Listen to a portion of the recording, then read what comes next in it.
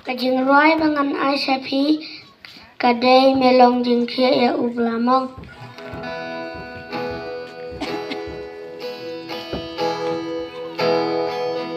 Melong jingkhiah ya ubla mong.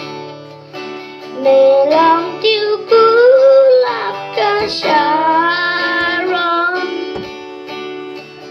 Melong jing suk hap đánh trong cả area. Melong kal ka ba ngaring men sin. Melong kal ka ba ngaring men sin. Melong jingkhiah ya ubla mong. Melong tiêu kulap ka sharon. Melong jing suk hap đánh trong cả area. Melong kal ka ba ngaring men sin. Melong kal ka ba ngaring men sin.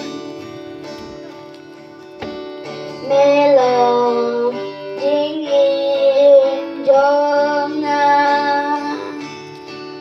Melong jing in jong nga.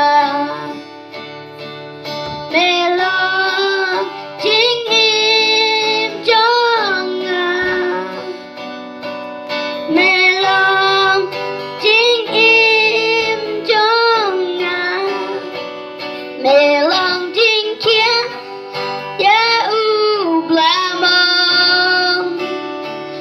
Melong tiêu kulap ka sharon. Melong jing suk hap đánh trong cả area. Melong kal ka ba